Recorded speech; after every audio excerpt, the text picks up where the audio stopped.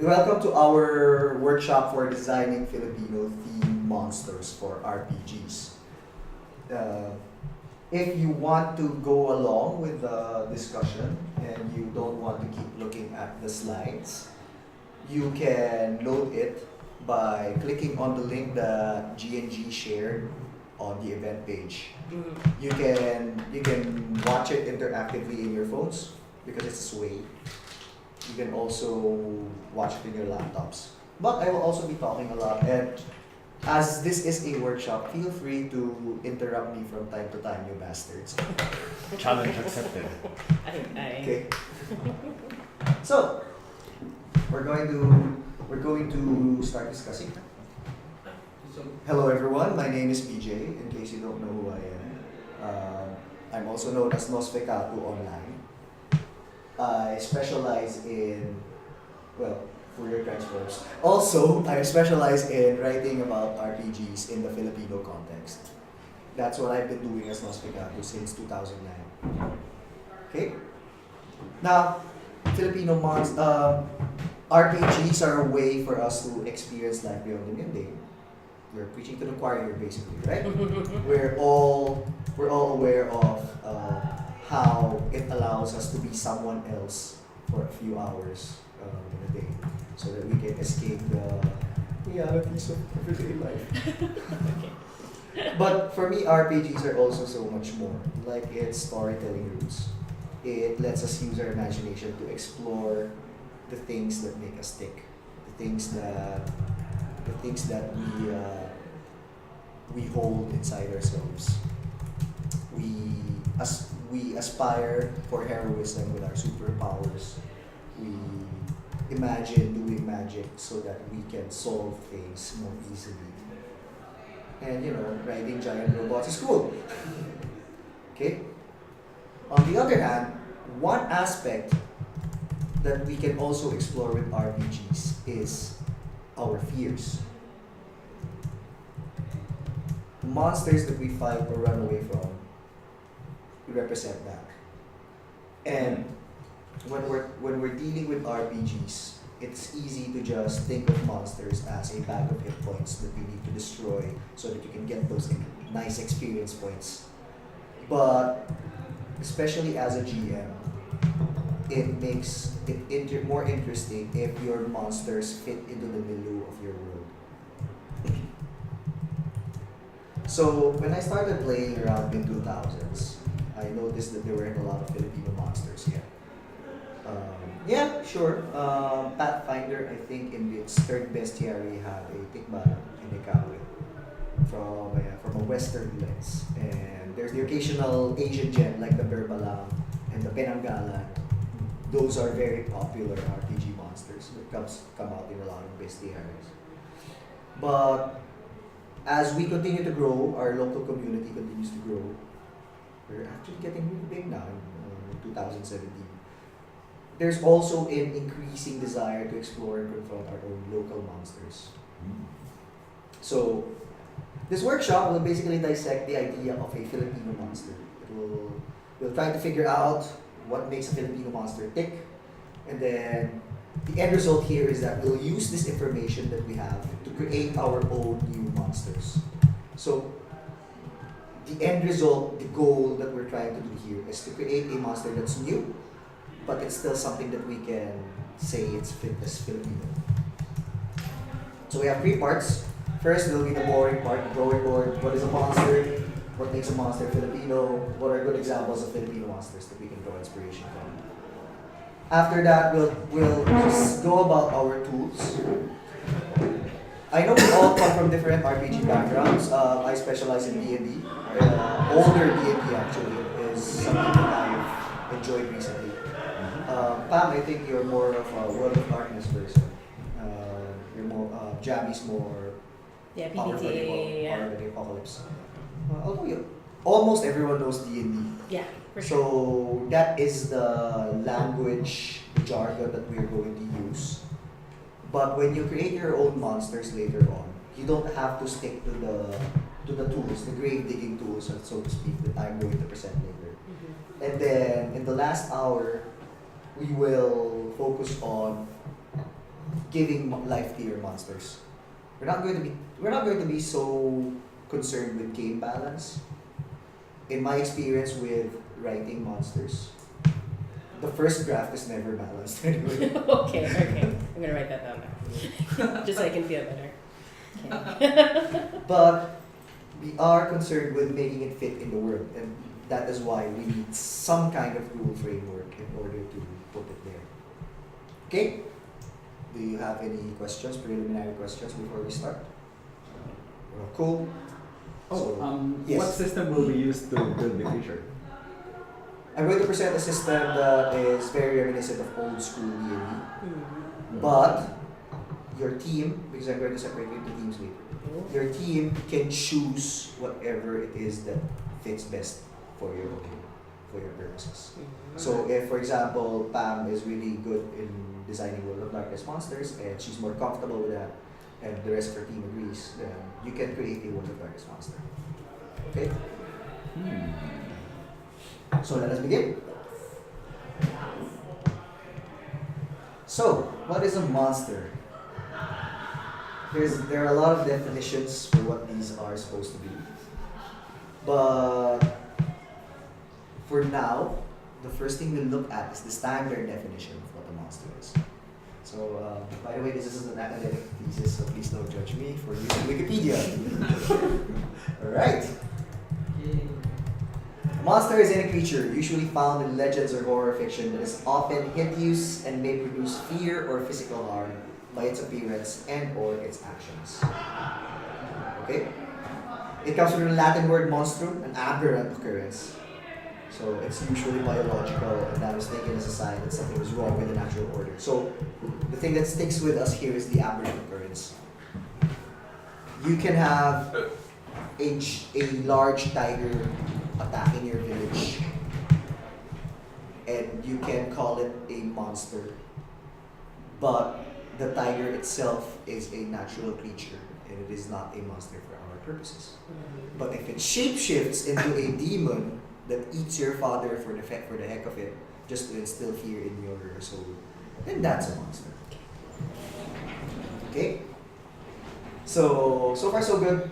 From Wikipedia, what we can figure out is a monster is a creature that is inherently wrong, in some case, in some way. Next, let's look at the monster manual for 5th edition D&D. I chose 5th edition not because of any loyalty to it or anything. It's just that it's 2017, it's the current edition. That's what we're using. Yeah. Alright? Yep. A monster is defined as any creature that can be interacted with and potentially fought and killed. That's how D&D defines its monster. So by that definitions, humans can be monsters. Yeah. Yes, that's why they're in the monster manual then. Well, yeah, humans are monsters. This feels like Insert commentary. deep There's a kitty that agrees. Anyway. But wait, actually, D&D 5th edition also has a monster type called the monstrosity. So, it's not completely Redemption. useless. Oh my god. Monstrosities are monsters in the strictest sense. This is straight out of 5th edition monster manual. They're frightening monsters that are not ordinary, not truly natural, and almost never benign.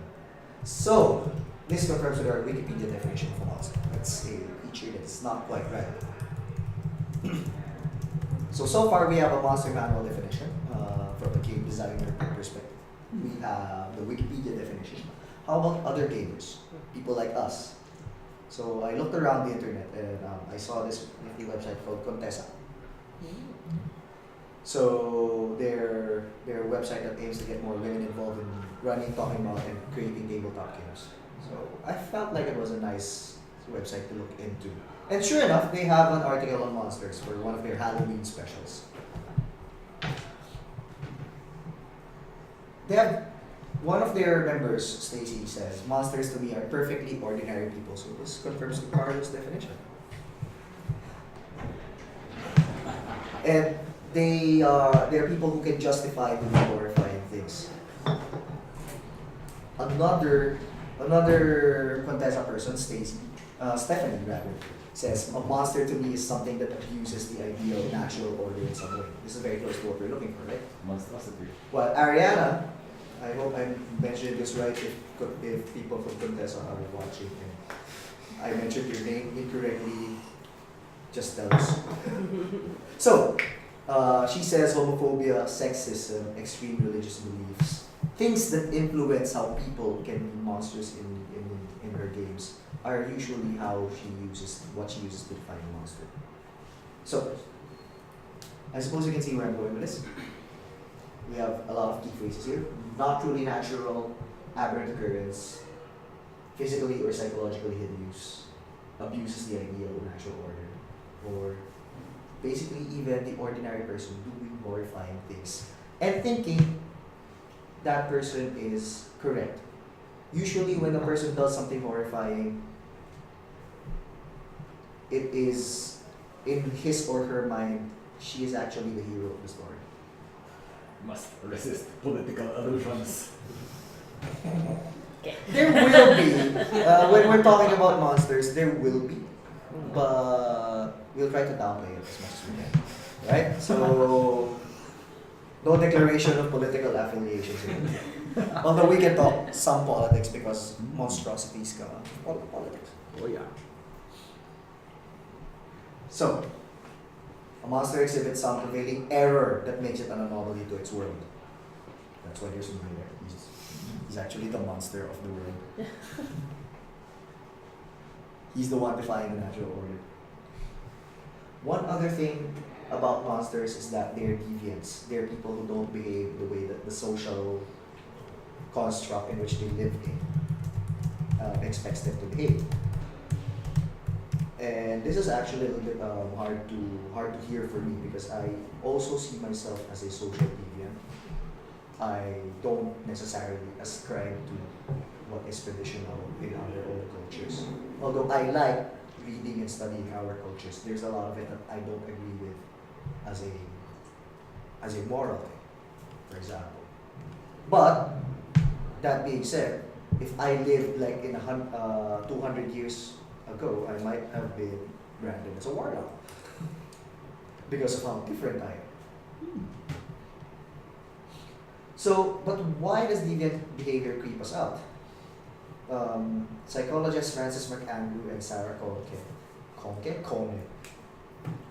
please correct me if you ever watch this. They hypothesize that being creeped out is a signal that something might be dangerous. So there's a stage before fear, which is being creeped out. Like, this isn't right. Something's not ascribing to my logic here. That is already an instinct for us that may be a reason for us to flee because there might be a tiger in the room. That's something that we're feeling. So it could be a defense mechanism.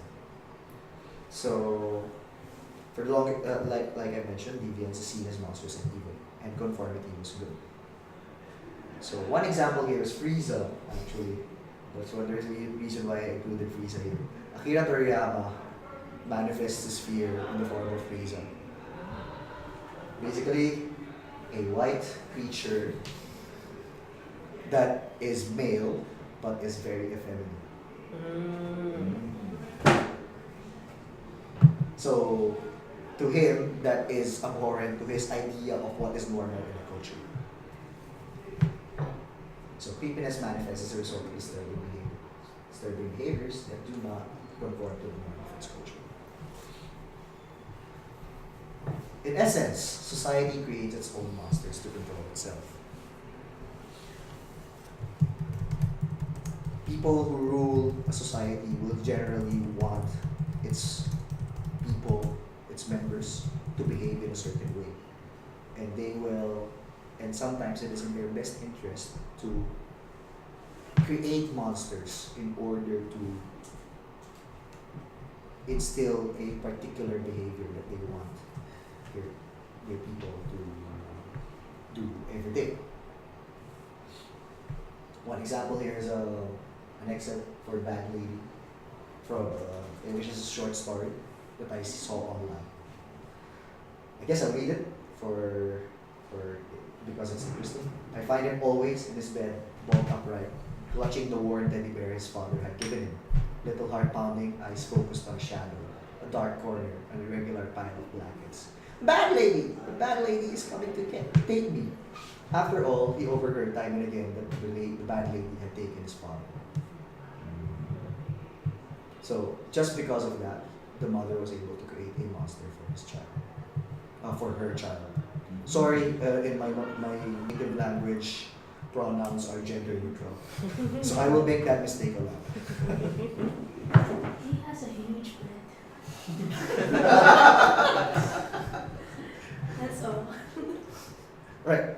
So, to create a monster, we need an understanding of the society that we live in.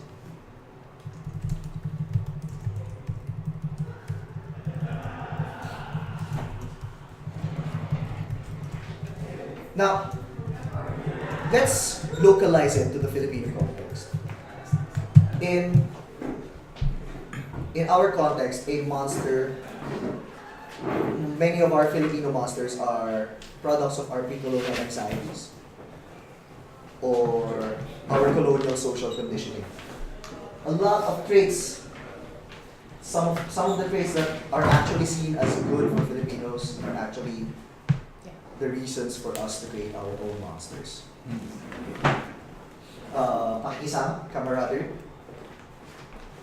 Kung hindi ka marunong makisama, if you're not social, that's already suspicious. That's already creepy for a lot of people. Reciprocity. Apparently, if you do good deeds, people expect you to do good deeds in return. And if you don't, then it makes you a creepy person. Another interesting concept is fatalism. This is not very positive, but you see this a lot in monsters that a colonial master, use on us. A colonial master uses on us in order to keep us docile, to keep us not wanting the better things in life. They create monsters that punish extravagance, that punish extraordinary things, or people doing extraordinary things, or aspiring for extraordinary deeds. On the other hand, that's the past. On the other hand, we have today's social media. This is politics again. Just look at Facebook and you can see that there are a lot of posts that are designed to incite fear. So the process of creating monsters today for us is alive and well. We have our own morals and virtues, and we see activities that do not align with those morals and virtues as monstrous. It happens on both sides of, well, all the sides of the political spectrum. And an interesting question also is, what monsters will our children's children be afraid of? What will the future hold for us? With that in mind, we'll go to our first activity. We have three settings here. We have the past, we have the present, we have the future. For our purposes, we want the present to still be fictional. We don't want to use Metro Manila. For the past, any fictional past community will do. In the future, imagine what the future Philippines will look like. Okay, so we have three possibilities. We will split ourselves into three teams. Okay. One team for past, one team for present, one team for future. And the activity is describe the society. Yes, question. How past should be the past? Like decades or like centuries Okay. ago? It could be. I think the latest that you could go is American occupation. Random patient. Latest, but preferably earlier. Okay. Okay. Present is today. You could probably invent a city, invent a barrio, invent a town. Okay. And future is, well, up to you. That's Present good. pretty much covers like post World War II. Have fun. Yeah. Okay. Right. Do you want me to split you into teams, or do you want to do it yourselves? We have 1, 2, 3, 4, 5, 6, 7, 8, 9 people. 3 teams of 3. With this game. Cameraman. I feel like it's Cameraman goes with the next. I'm already doing enough. All right. Yeah. Just feel free to split us. Just roll for it. All right. You should be count up to 3. Alam ko na. Like an elementary school. Count 1, 2, 3. Yeah, exactly. That's what works. It works. Okay. Alright. Pam. So 1, 2, 3. 1. 2, 1, 2. 3. All right. Number 3 here. present 2. Past or future or Number 2, we can. Okay. You have to. We're the best couple. You have to talk with each other's teams also, because we only have one past Yeah. and one present team. Can 2 take the past? Sure. 3 is okay. 3 okay with you. Future. I'm okay with future. Future. Okay, Pakistan remotes. Team 1, Okay, team so 1, we hope for fun. team 1, team 2, Good luck with one. Try not to team let your 3, back. team 3. Well, no, that's Thank you. perfect because that's what I need to be doing later. And then, I'm if working you on the don't- future one, so. if you don't have pens, feel free to grab a pen here. Hello.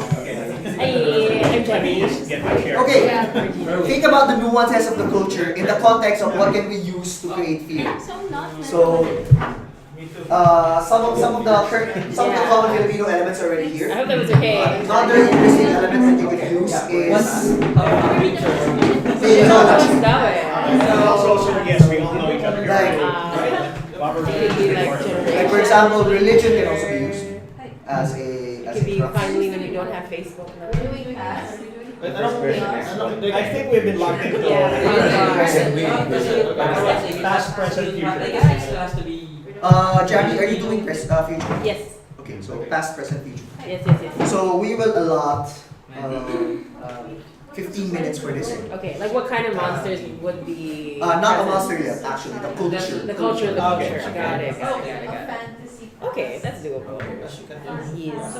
So, what are the culture's social cores? First What are its one roots? is What will it Yeah, do? let's What behaviors That's the will it almost be afraid of from future someone for else within the same community? So negative. So, those are the questions that I Make it local. Yeah. I You would can think it's use like other settings to slow, inspire yourself. but steady since we're doing a upward Filipino population monster, problem. try to group it. I think it would just break down. Yeah. History. Yeah. But it doesn't have to be historically accurate Yeah. So Yeah, that's what I'm thinking here. So Philippine society in the future. Okay, guys, let's get back to business. Let's get back to business. Okay. Sino magalaw? Who's going to like? I took the notes. Just someone else has to present the. Okay, here's what we're going to do. That sounds more like 90s, right? For each team, I will allot you 2 minutes. That should be enough. 2 minutes to describe your setting and what is creepy about it, or whatever you want to say, but only 2 minutes. All right. We're gonna Choose a representative from your Wala team, masyadong ano. Okay. and then talk about it. Who wants to go first? Past, present, or future? first.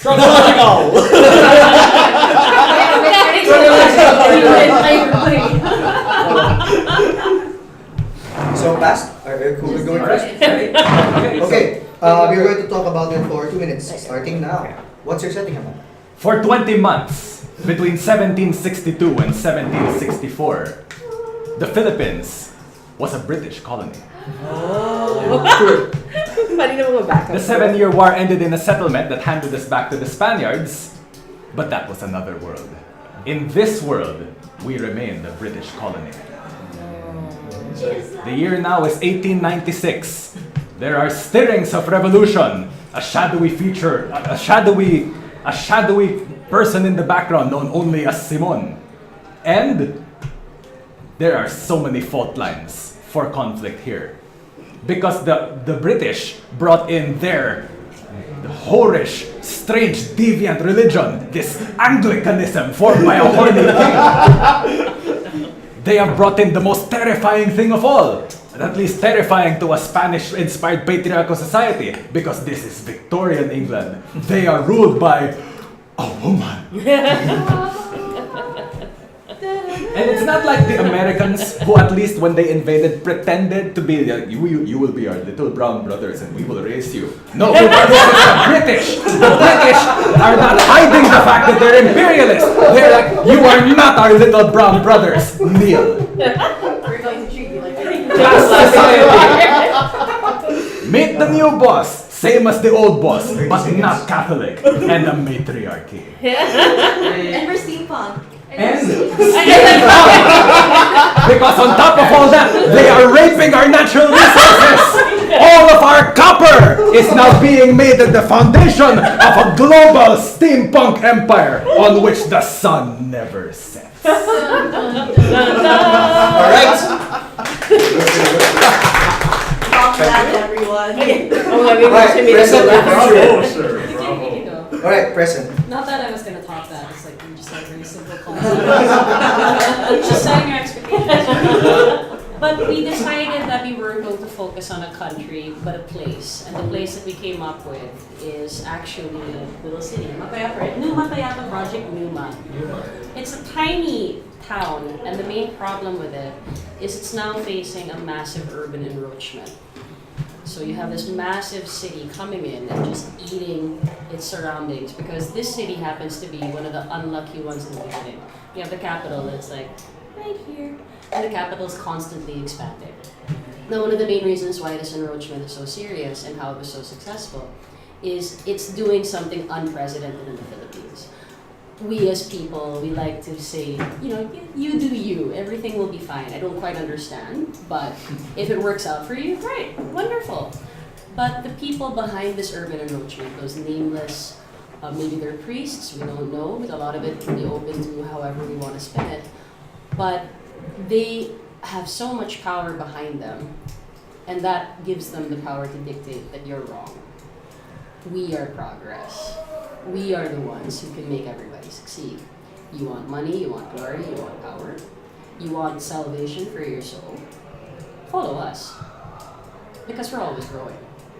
Unlike your tiny little town here, what's it called again? Everything will be fine. If you follow, you just have to say yes. So that's the tension that's happening right now. A tiny town caught between that situation. Do you follow? Do you resist? Do you let go? Where do you go? And are you actually willing to be able to tell people, you're wrong, I'm right? That's it. Okay. Good.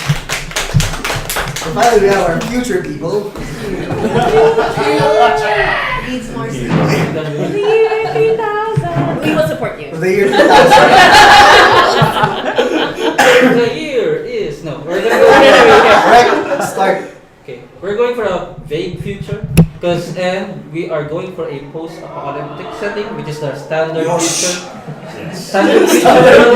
I mean, None of that transhumanist shit. that's What? It's gonna be a transhumanist apocalypse. Yeah, that's Just- what I okay. So we speculated more about the possible culture on a post-apocalyptic Philippine future. So we surmise that a majority of it, or at least the most apparent change, would be a tectonic change, like because of our poor urban planning. So if anything, if there's gonna be one common thing that will happen when the future struck, it's gonna be our places everywhere. We'll probably have chain earthquakes, and then it would actually cause a rift in society that we'd probably have xenophobic barangays. Sort of gonna regress that. It's like a big. It's like if in that future, if information suddenly. Xenophobia is very Filipino. Yeah. Yeah, So, so it just if gets the even future, worse. if information suddenly becomes inaccessible, we assume, or we more like surmise that Filipinos would probably go for that kind of route. Regionalism. Regionalism. Yeah, yeah, even more so. Then we'll have a shattered metro. With probably, all right. We probably have a very hard time keeping up with everyone else. We have a fragmented religion, unlike before, because Christianity was the biggest thing because it was hammered to us by Spaniards. From this point of view, we'd probably have more diverse religion, but at the same time, we'd have different takes on everything because we'd have different beliefs on what happened or And what why it should happened. or why it happened. We'd have more tribal, or we have elders. In technology side, we'd have improvised gadgets, and we'll probably go for farming communities again.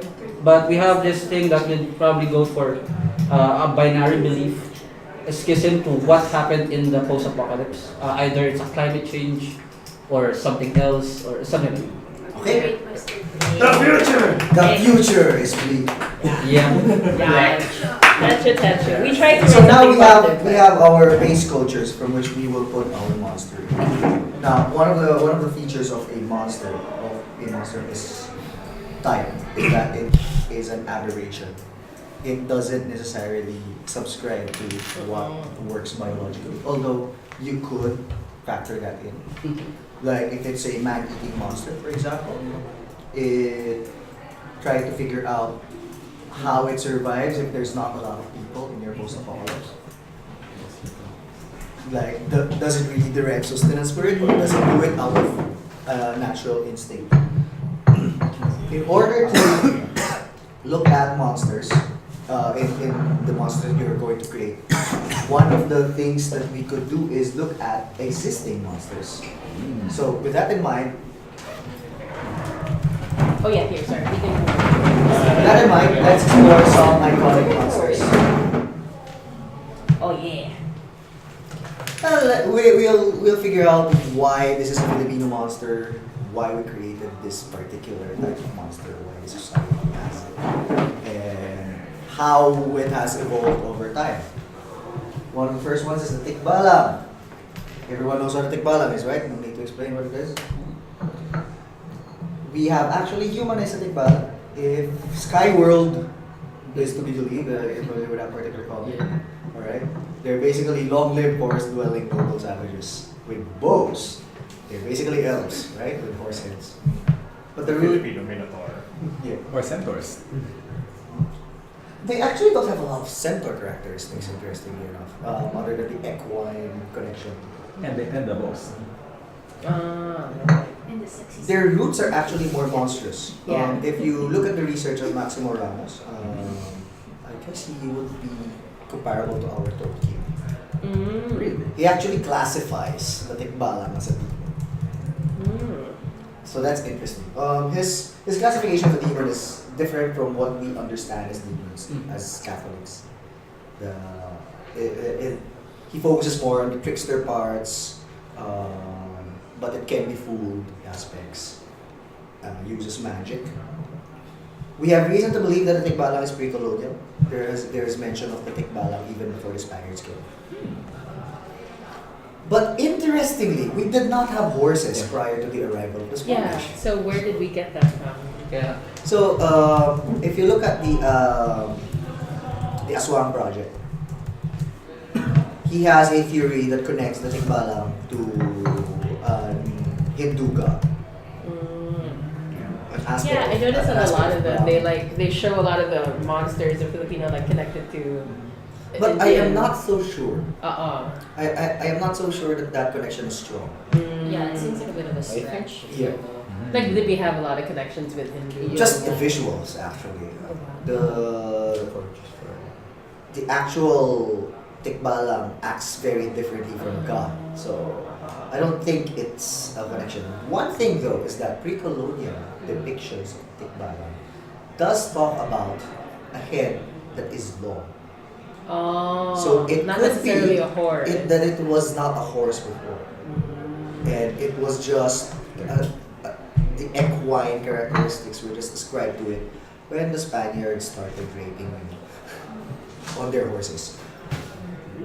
How did that work? Okay. The conquistadors arrived and screwed things up. I'm just trying to imagine the like mechanics If you play Witcher, there's a scene where This is one of the reasons That why I don't sounds- play Witcher, by the way. That So- sounds uncomfortable. So one of their sticks Interesting. is that they abduct women to sate their carnal desires. They're actually connected to sun showers. When there is a sun shower, the modern usage is may kinakasal na tikbalang. Tikbalang is getting married. But a more archaic use would be he's consummating his carnal desires. Oh my god. Is it like semen? Like I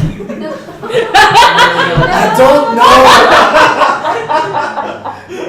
okay, let's stop. That's why the archaic depictions of these creatures are really creepy. They're scary. It's us who just humanize them in the present and turn them into, because now they are a symbol of Filipino culture, and now they are more humane, and they have We will sanitize and turn them into our cultural product. yeah. That's basically what happened. Another aspect of the tikbalang is its tikbalang magic. You will notice this a lot when you're dealing with demonic magic in general. They will tend to use deceptive magics. The image of the pit fiend throwing fireballs around, that is more modern. Yeah, That's a that's more- Tolkien Balrog. Yeah, that's more Tolkien Balrog. Earlier demons were able to create magic. I think, Phil, we have a common acquaintance that talks about this. Demons were actually able to make miracles because they are very long-lived, and they're able to examine long periods of time, and they're able to predict Natural law. they're able to predict natural law, but they don't actually control it.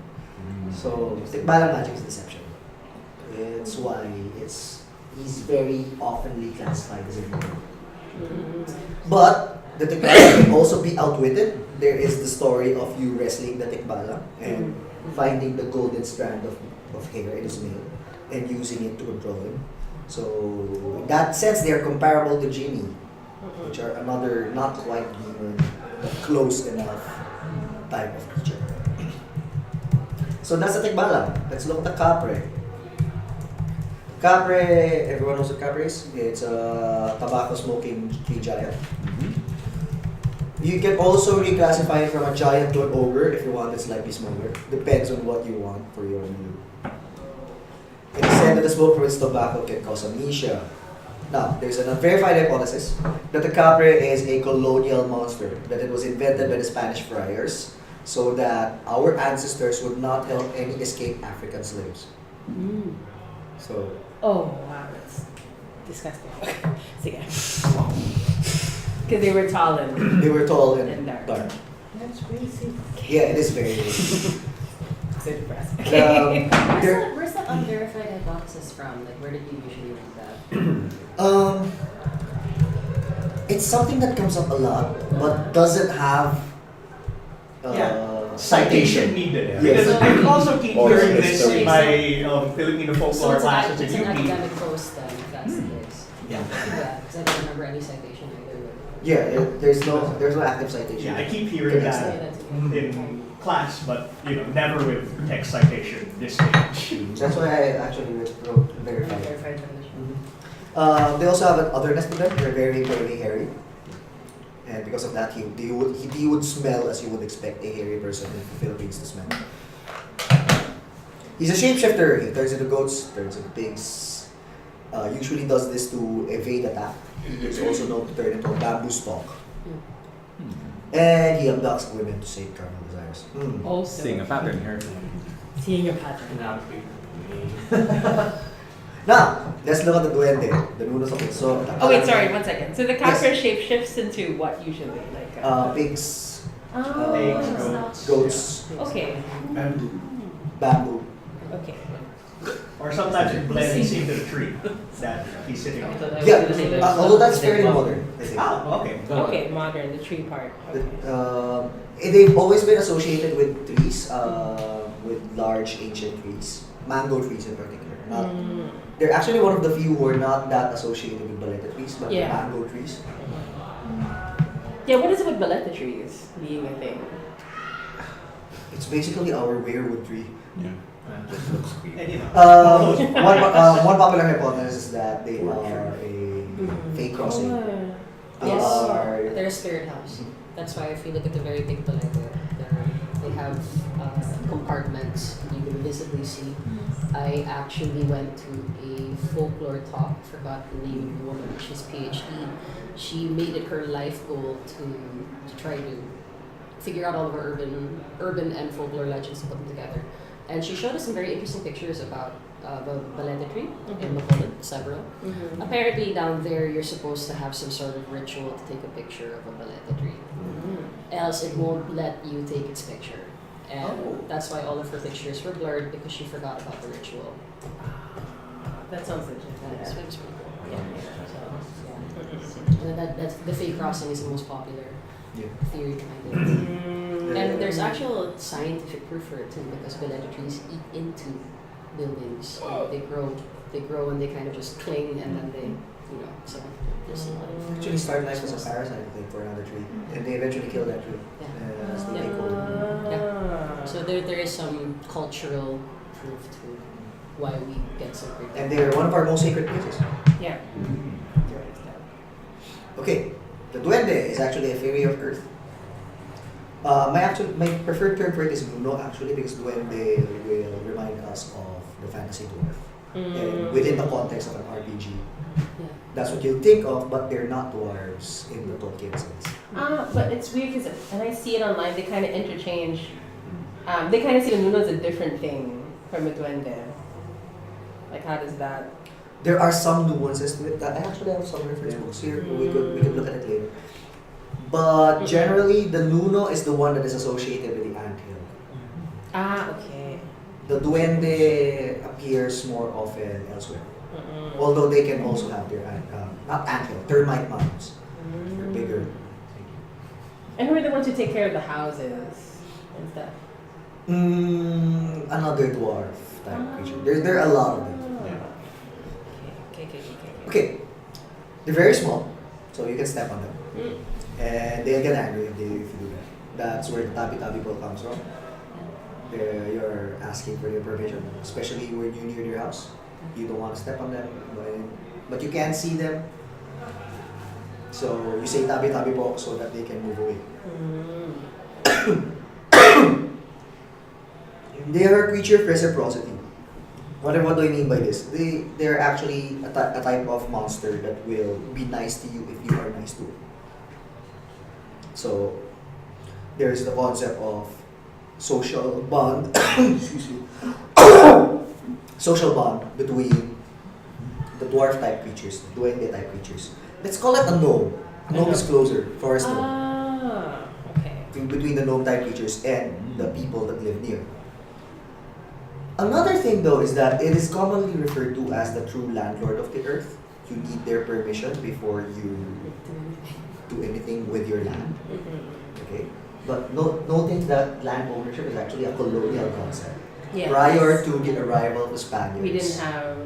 while we valued our land, it was not top priority for our people. They were more interested in collecting people because that is the scarce resource. Land was not the scarce resource because everywhere the land is found. Land is rich. So the scarcity was people, like they were- People to actually till the land. So that was where the old datus were able to derive their power from, the ability to get people to do what he wants. That's why we don't have castles. Okay? So allegedly has access to a lot of gold. If you notice, it could be related to our pre-colonial animist beliefs, but it has also been informed by our colonial powers' own ideas of what a fantasy race would be. Okay, that's probably why he looks a lot like what you would expect gnomes to look like in other places. Alright? They also tend to abduct women to sate their carnal desires, especially those with unusual names. I feel like we should have mentioned sex in our cultural things. Did we forget that? Can I just add? We have more sex nowadays in the future. I'm just gonna add it. More sex. Then the monster will stop us from having sex. So wait a second. There seems to be some kind of concerted effort over keeping women inside their homes. Yes. Yes. So a lot of the monsters actually are a form of social control. Yeah. You should have a plain name. You should stay in your house. Do your yeah, very Christian idea of a simple life. So Wait, I have to ask. So if the Nuno is so small, how does it have sex with women then? I just need to know. Does it grow or does it just it travel? might have some ability to change sex. Isn't there a whole fetish centered around that? Yes. That's why I just wanted to know. Let's not get into detail. Okay, I'm just wondering. That's an entirely different workshop. And I'm not coming to. I'm just wondering how you scared women going like, it could rape you, this small thing you can't see, right? Anyway, I'm just wondering. I'm just consumed. Alright? So one thing that's quite different from these three precursors is the aswang. What is the aswang? That's actually a very hard question to answer. Yeah. Yeah. Right, because the aswang can refer to a wide variety of monsters. You have your manananggal, you have your witch, you have your shapeshifter, you have your dog, you have your pig, you have your bird, you have your Sometimes everywhere. you have your bunch of subtypes. Right? But there's one thing that groups aswang together, and that is they eat people. Right? That's also why they are called the Philippine vampire. Because what they eat actually can vary. Sometimes they're into phlegm. Sometimes they're into blood. I know. Yes, they're actually one of our creepiest monsters, or one of the things that still scare us today. So the idea is if you have a phlegm problem, We could use one in a It's one of our least humanized monsters. Yes, they're still scary, although there are attempts. Like let's totally watch a Manananggal sa Unit 32B. Sounds good. It's interesting to me that the Aswang has so much international coverage. It shows up in the books for Savage Worlds and for Vampire the Requiem. It got Yeah. featured in I think some TV supernatural series. Yes. Possibly was it Grim? I know the Aswang and the Manananggal have some international coverage. Because they're the ones that are They're the still ones. monsters. Yeah. compared And the to our Manananggal at least has Timbala. that entire shape segmenting thing that's starting for it, which is You easy can selling for it. actually watch the entire Aswang what do you call this? Aswang phenomenon. Oh no, what? What do you know? Selected. It won't transfer. You have to watch it on YouTube. Okay, I got it. Okay. I should watch this. But it's available on YouTube. There was actually a critical cultura study on the Aswang because I think there was a scholar in MA or PhD, Phil Amyata, and she was trying to do an entire study on how the Americans supposedly appropriated the Aswang to scare people, or how the Filipinos also use the Aswang to You scare have some off stuff here that you can foreign use in the soldiers. background. It's very Oh. yeah, try to find And the study. it's one of the old Yeah. communist counterinsurgency Yes. urban legends that Yes. goes around. That too, right? Magsaysay Aswang, where It's a constant narrative. That Right? he Yes. had it as well. well, no, more like they would have like special forces people abduct communist sympathizers or communist leaders, And say the and then after doing the usual interrogation thing, they would drain the bodies of all blood and hang them Yeah. upside down. Yeah. And make it look like it was an aswang. There's Yeah. a movie about it. It's actually a counterinsurgency or military tactic. Wow. So that's how To use Sorry. superstition. yeah. It was a short film. Of course, in your fantasy world, Sorry, who knows? Maybe you do have an aswang who's out for communism. Yeah. Yeah, who works for the government. It's totally doable. Communism! Suck. But yeah, that's actually, documentation's a little weird whenever you go into government shenanigans like Of that. course. But it's a regular thing that you keep hearing. The about. version I actually heard was Japanese soldiers. Oh, Mm-mm. possible, totally possible. It's possible. Mm-mm. Okay. Like a lot of our monsters, aswang actually can trace their roots to pre-colonial times. In William Henry Scott's barangay, the aswang is actually one of the monsters that our pre-colonial ancestors already feared. Although their version of it and what we know of it today are widely different. With the exception of eating in its intestines. That actually got retained. In Frank Lynch's Aswang Inquiry, it is said that the aswang like to keep to themselves. So that's interesting because in a culture that values pakikisama, introversion is suspicious. So this is possibly one of the things that could be traced back to pre-colonial times because we've always been a social people. We valued our bonds. And basically, even the Datu always likes to present himself or herself as the patron of the family, of the tribe that he represents. So, we fear what is not like us. But how can you tell if someone is different if they don't even talk to you? So, another trait that aswangs tend to exhibit is their sensuality. If you watch the original Shake, Rattle, and Roll, when Irma Alegre turns into a manananggal, it really has an air of sex to her. She was moaning a lot. Yeah. She was rubbing herself with tanggal ointment, which is basically the ointment made of chicken dung and some other mystical. They had to put an ointment to be able to. To be able to split, yeah. So there's a lot of the monster caressing herself and facial expressions of painful pleasure as she rips herself apart. This is like okay. Even Herbert Bautista's character, the kid, he was what he was basically doing was sneaking in and watching the Manananggal transform. That is also sexual. Yes. So this has been appropriated. There is some suggestions that say that aswang tend to be female because this is a way to keep the female gender from exercising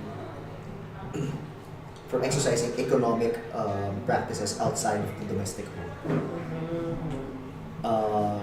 That's an interesting line of inquiry. You could read People of Power if you want to look into it more.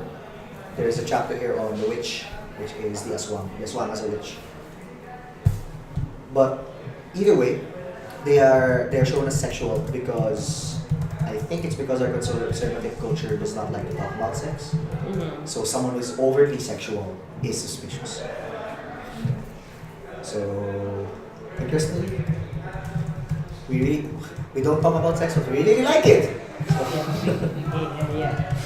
So that is a melting pot of the fear that the aswang can tap into. So, in essence, we fear the aswang because it is our perceived worst selves. They are us, except they are unshackled from the expectations of our social norms. Okay. Now, an example that is not Filipino that I want to bring up as you build your own monster is It Follows. It's a 2014 film. Okay.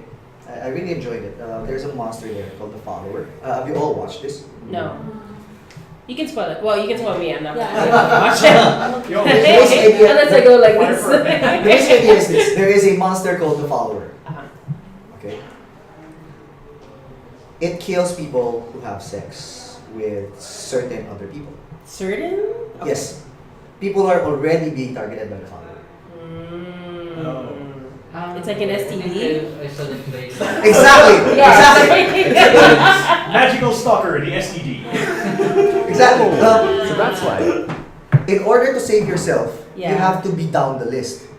And for you to be down the list, you have to have sex with someone else. It's so not that just an STD, it's he or she goes on top of the list. So it's always the last person who orgasmed, right? Sorry, I mean had sex was sex with. I didn't know how to put it. Had sex with was sex. The follower is The newest person in the group. Yeah, the mutual or whatever. I so don't the know. newest It's person like is a the one who runs. sexual chain letter. Yeah, Yeah. that's what it is. But it's the What's most recent What's one. interesting about it is that the follower itself is not like a lot of monsters. It's not fast. It just walks toward. Alright. If you are not targeted by the follower, you can't see it. Although you can interestingly interact with it, you can still hit it with a bat even though you can't see it. But it doesn't die. There's no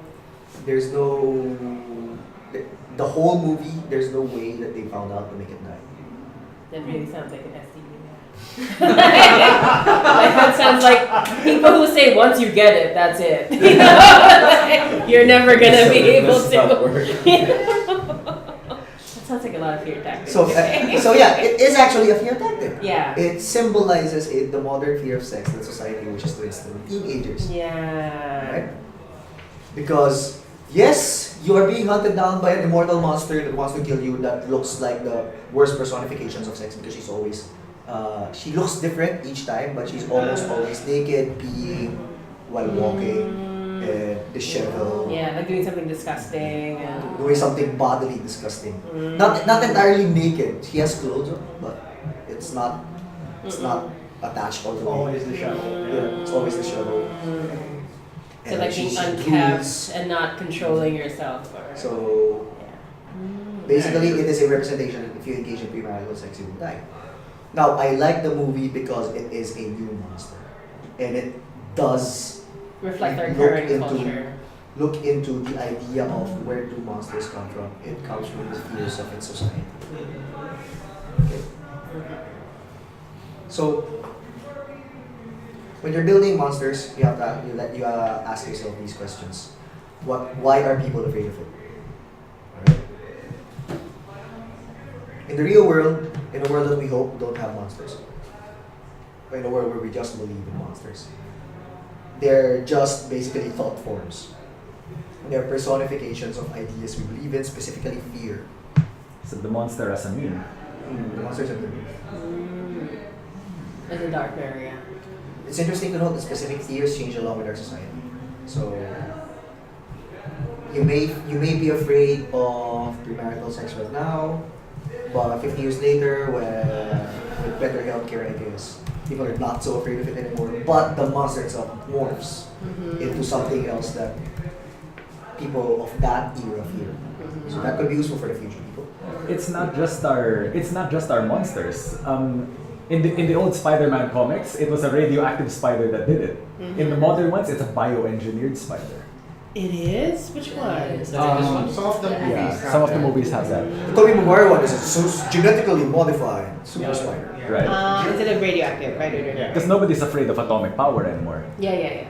But we're all afraid of bioengineering. Genetics and science getting out of hand. Yeah. So there are, however, base fears. It's easy. Harm befalling our children, stillbirths. This happens a lot. There's a lot of fear. The decay or corruption of our bodies, fungal infections, sores, holes in your skin, and isolation. So what behaviors does the monster discourage? We already talked about this a lot. The camera, the tikbalang and the nuno, the abductors were all designed somehow to prevent a certain behavior from their populace.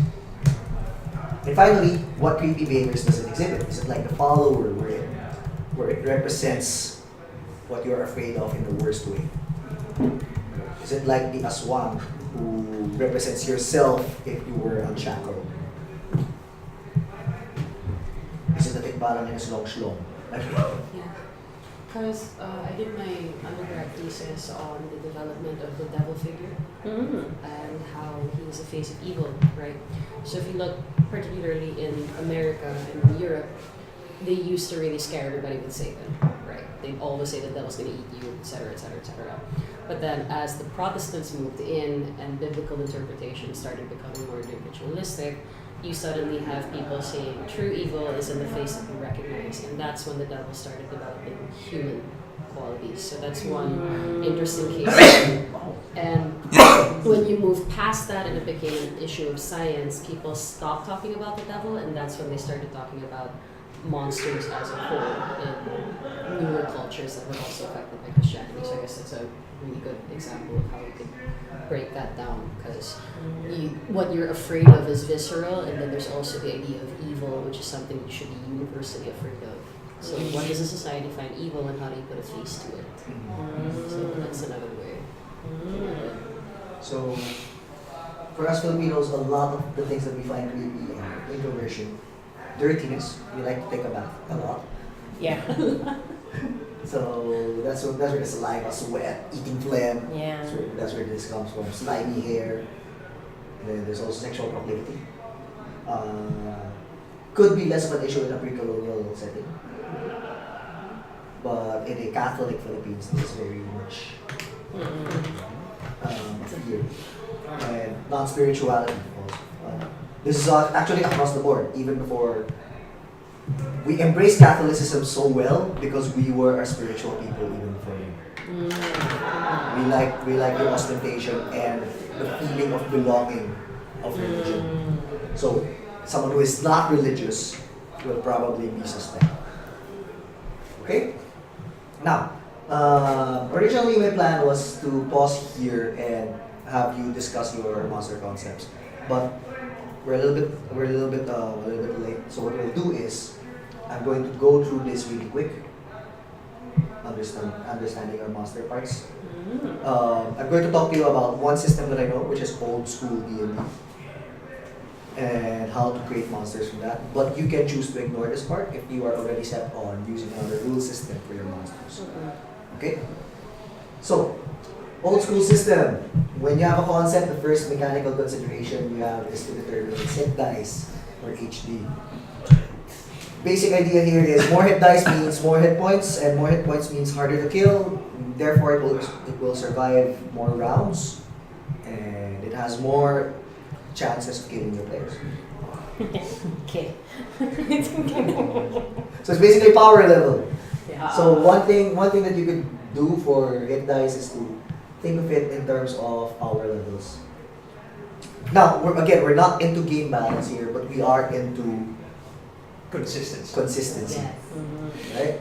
So, for example, if you're going to use the system and you want your tikbalang to be a monster that is just in the forests doing its own thing and misleading you when you are in its domain, then it will probably fall into chimeras and monstrosity. It is a chimera, it does have a horse and a human body. So, they will typically have about 3 to 6 hit dice. And other monstrosities like the bugbear, ogre, are also monstrosities. So it actually fits here. However, if I want my tikbalang to be more of a demon, for example, I can put him in a rank 0 divinity. Rank 0 divinities are people who would probably grant you spells, or if we're going to talk 5th edition, warlock powers. A Rakshasa, a Gynosphinx, a Kuwatl, a Naga. A type 3 demon is 10 hit dice. A type 1 demon is actually 8 hit dice. Remember those? Type 1 demon is the Vrock. Type 3 demon is the Glabrezu. Right? Once you break 10, that's when things get really powerful. I'm not sure if you want to be here for your monster. 11 15 is giants. Giants are actually stronger than rank 0 divinities. Interestingly enough. That's why a lot of divine stories have them fighting giants. Old Undead also fall here, like a Lich or Death Knight. Vampire Lords. Okay. 16 is Old Dragons. I'm cheating here a little because if you look at the old D&D, the dragon is actually only 8 hit dice, but they have maximum hit points for your hit dice, so putangin na dun. Dragons. Right? And finally, when you get to the highest ones, this is where you get your Sorcerer Kings, your Titans, your Rulers of the World. Rulers of the World, if the Ruler of the World is powerful. Ruler of the World as in President of UN, not necessarily. That could actually fall in one hit die. Here's someone who rules because he is powerful. like a Balrog, a Balor, any of the Sorcerer Kings and Dark Sun. Right? There's also a column here for animals. If you notice, animals tend to have more hit dice, but they don't have a lot of options. Because they're limited in that they usually only fight out of hunger or self-defense, and in general they spook easy. So that's why they have more hit dice, even though they're not. A mammoth is not as strong as a lich, but it has a lot of hit dice because it's big. I'm fascinated that the sea lion is like. I know.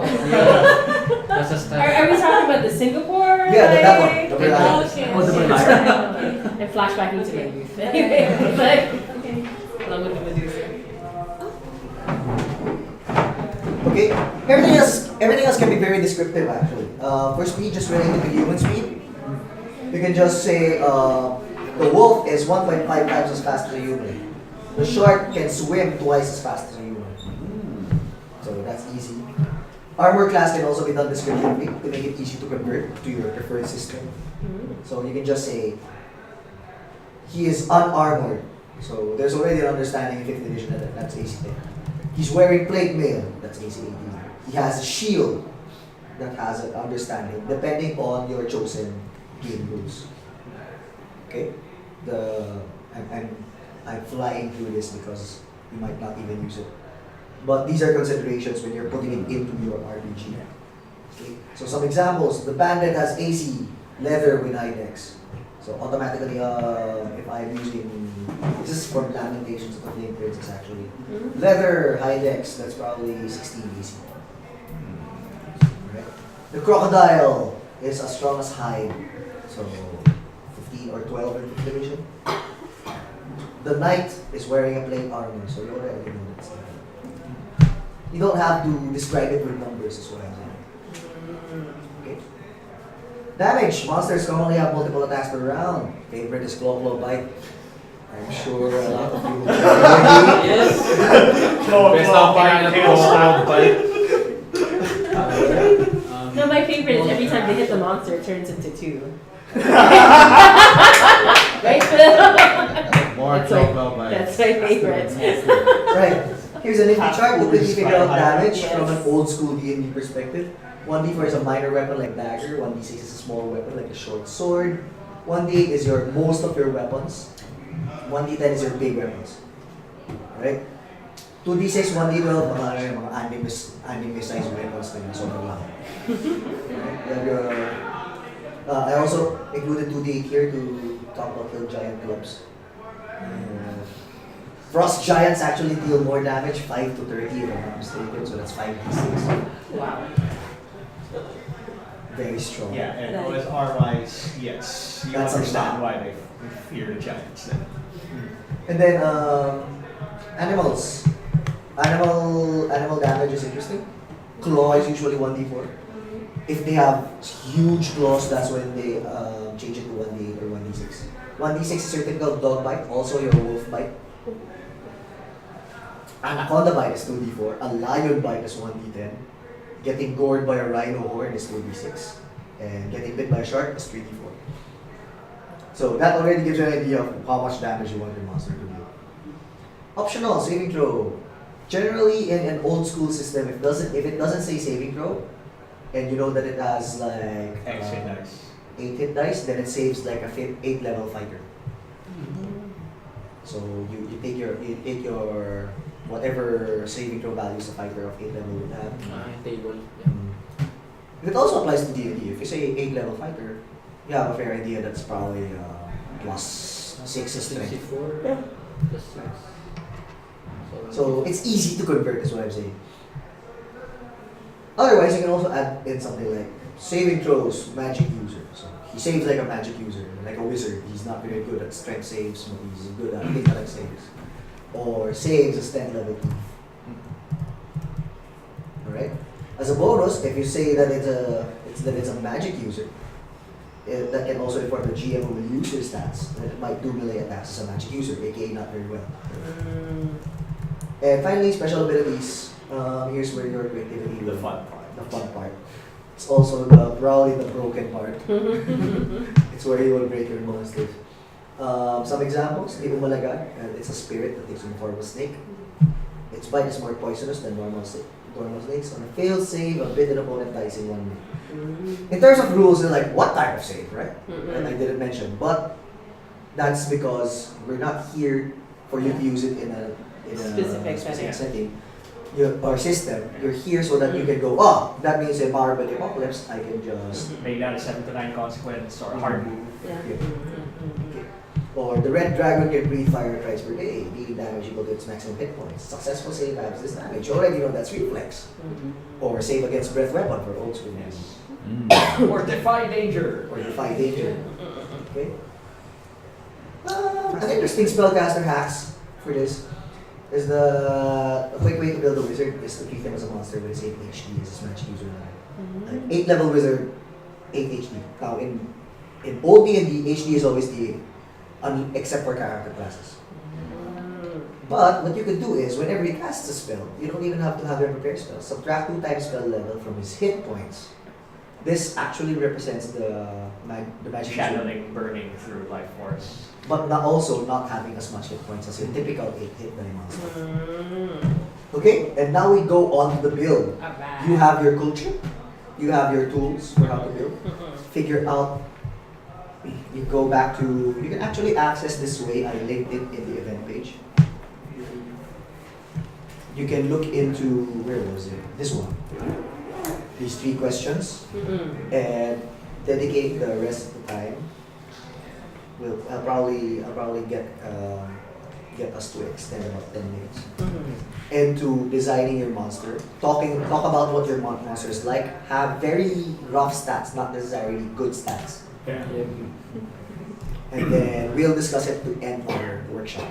Okay? Q. Alright, let's go. Alright, some more Alright, sex, okay? Just like, you know, it's not going to raise anybody. Apocalypse sex. What do you got? Yeah, you want to try that? Monster. No, we just yes. I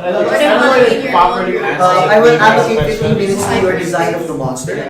Okay. Thank you. Okay, since Carlo is leaving early, we'll have him go first. Here's what we'll do. We'll just give you this time a little bit more, mga 3 to 5 minutes. Okay. Talking about your monster, That's a good one. what fears it represents, and how it acts in an RPG. Okay, so remember we are in the context of an RPG. All right. So give the floor to Carlo. Our imperialist best. All right. In the spirit of Magus, we didn't stat 1 monster. We statted 4. Wow. Like the Trinity, only Alright. this one. Even better. Even better. It reflects the fears of each of the upper class of the classes, right? Because this is a very stratified class society. So the lower classes, they fear this creature. They call it a Simon. And it is said that it jumps from body to body, and it walks among rich people, and they don't even notice. It's characterized as wearing a top hat and big blue sunglasses, and it whispers in the ears of those in power, urging them toward greater cruelty toward the colonials. And in a twisted way, it means the poor people pity the rich. Because the rich people don't actually mean to oppress us. It's not their fault. The devil made them do it. Simon made them do it. Right, so in this way, they embrace their own oppressors. The rich people, on the other hand, they whisper of a creature called the filibuster, who walks among poor people and they don't notice, and it whispers thoughts of sedition and revolution in their ears, and it jumps from person to person, so that even if you kill an Indio, another one will become the filibuster. Nothing short of wiping out entire villages will do it, but then you will raise 3 villages against you. But that's the upper classes, the lower classes. The meantime, everyone is afraid of this thing. It only attacks Filipinas. Right? Who are out of the house at night. They call it Jakong Mampupunit. Hey, read that in our game.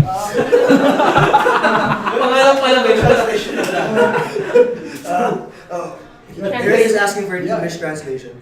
Jack the Ripper. Okay. Jack, So it- yeah. What was the weakness? Punit has a... It's more more layers. carrying So I'm fabric, Yeah. which is also sort of Sexual. yeah. in its own It sense. looks- Yes. It's very ragey. Diba? It's, Right, it's, so- it's up on the ragey. It only targets women. It has a very sharp razor and it wears leather.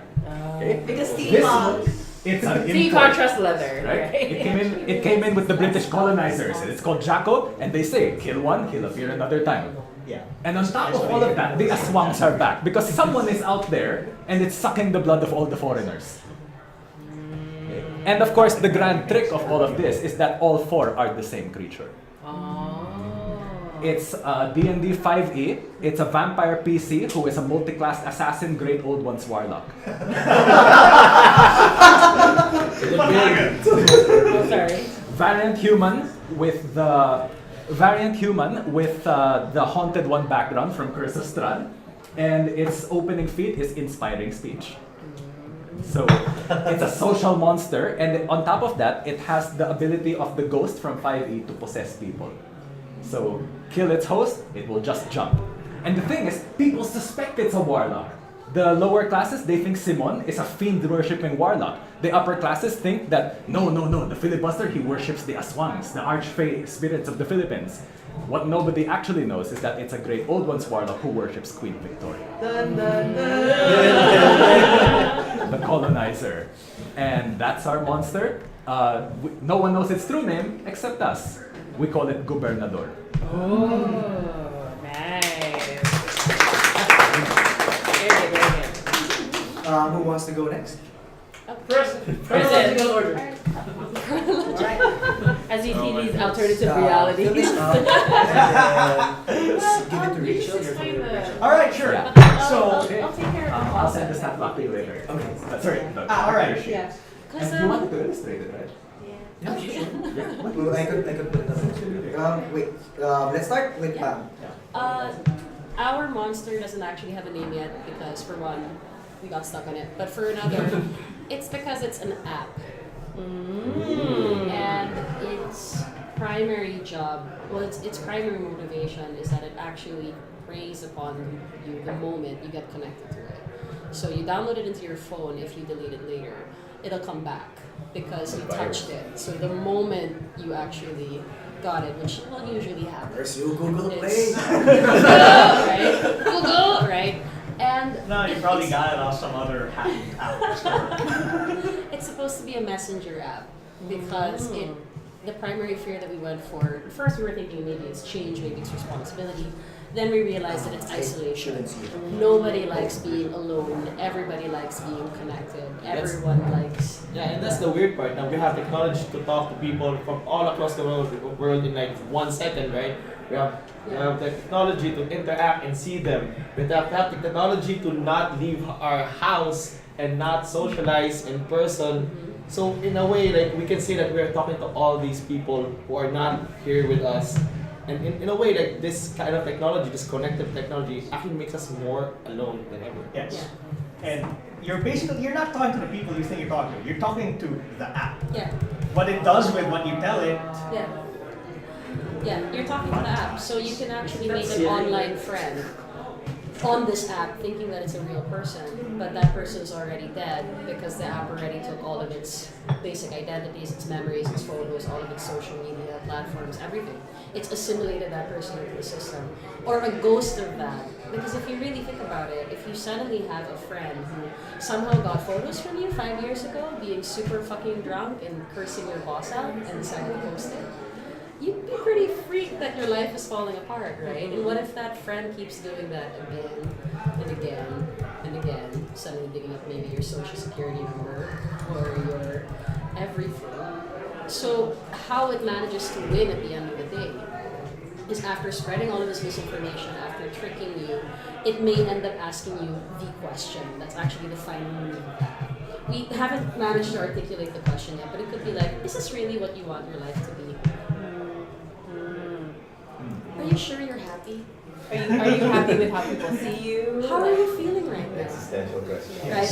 And then depends on those your answers. Yoink. yoink. And most of its victims really do end up killing itself, and since we don't check on each other anymore, you could have people who have been already dead for the longest time. And it's just And then interacting it with the just app, takes yeah. their face and goes on to the next person. So, so in the context of an RPG, how do you combat this monster? Oh, that's the scary thing because we have the system, but we're like, We've been running around. We've been running with it in terms of PBTA stats. yeah.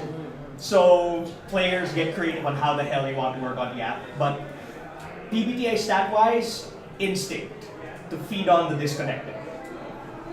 How it does that feeding, that's entirely how creative or how nasty the GM wants it to be. It's moves. Monster moves in the dungeon world or apocalypse world sense. To garble a message, to reveal your shameful truths, to wear someone's face, to make machines fail, to make machines fail, and that's about it, right? The most important move, of course, is reveal your shameful truth. I think the only way to actually kill it is if you figure out that you've been talking to dead people this entire time and to find some way of completely going off the grid. This is actually a pretty serious story monster. It's like campaign level. Because Like how you'll be the hell dealing with it for a long time. We're like, oh my god, so It's one of those things with low HP, right? Yes. PBTA This really is likes those monsters. yes. This is totally going to be a PBTA. You could HP it in the sense of a countdown clock, which is probably how I do it every time you uncover more things about it. Shade the countdown until maybe you fulfill that countdown, and okay, I can reveal more about what its true nature to the player. It's pretty good. Feel free to work on it some more and send it to me later if you want. Yeah, if you guys are good. Yeah, if you guys are game with this. This actually sounds kind of cool. Okay. So that's their monster. Third DM game, the Deadly App. The killer app! Oh, it's not under the name. Alright, and now we go to the future folk. Yeah. Okay. So. Don't want your future. Okay. So just to review about our culture, in our xenophobic barangays, basically the metro is shattered. People don't trust people who come from other communities. We really focus on our own families and our own barangays. And so, I put in more sex. Because the idea that we came up with was because we lost most of our people in the disaster, there's pressure to keep reproducing, to keep having children. So the monster instead is going to attack that fear of being able to reproduce. So we also used a PBTA system because I've been playing a lot of PBTA and Archie plays Dungeon World and then we bully Erwin, so. He doesn't play, yeah. We also have Erwin. No, he plays also. And so we gave this monster is not a direct fighting type of monster. So Archie came up with the cool name of Scylla, right? So this idea of they. Right, and so it has 2 hitboxes, meaning it's not, if you do find it and discover what it is, you can cut it down fairly easily. But this is a monster that's not meant to always directly attack people. So the way that it works is water is very important in each of the barangays. And so this is a common monster where someone has to keep salting the water every so often to keep it pure and to keep it safe for everybody to drink. So the monster attacks the idea of if you don't take care of and if you don't do your duties for the barangay. So if they forget to salt it, this common creature can get into the water. And when it's not moving, it looks exactly like normal water, right? And then, so one of the moves is hiding in plain sight. I wanted to name it, I only move when you're not looking, but I thought that would be too creepy. So, so it's hiding in plain sight. The second move is find a host and infect it. So it finds a female host that can bear children. So another idea of avoiding the monster is you have to be pregnant all the time. Because if you are pregnant, it cannot attack you. Right, so it finds a host and infects it, and then so the person thinks it's... Yeah. So the person thinks that it's, everyone congratulates it, they're going to have a baby, blah, blah, blah, and then when it comes to birthing, all that comes out is sludge and blackness, and it's because its drive is to procreate and make itself as common as possible and infect everything. So when the monster knows that it's close to being found out, like if the host starts acting off, if people are suspicious about what's going on because you're suddenly pregnant and we don't know who you've been having sex with, and you and your husband just broke up, so we don't know who that is. And then so if the pregnant woman is like, I want to leave this barangay and I want to go out, people are like, oh no, we can't trust you, right? Why would you want to leave? Basically. And then so the last move is to control the host. If it knows that it's being attacked, it can leave and try to find another barangay to infect. Yeah, so there. But does it kill? No, we talked about that. I thought it'd be best if it leaves the host alive to deal with slut shaming and stuff. So. This can get pretty deep and dark. Yes. So we can. So feel free to dial back on any of these ideas. Yeah. Yeah. Sorry. Yeah. Okay. But that's us. Yeah. So more sex to avoid the nightmare. Yay! Awesome. Okay. All right. And then. Do you have your Feedback form. give it a ratio? Feedback form, and Thank then you. Thank you. that concludes our workshop. Feel free to send your creations to me in some form, and with your consent, I will put it up as part of my free offerings in Nosfecatu. Cool. Awesome. Sige. What happened? Next question.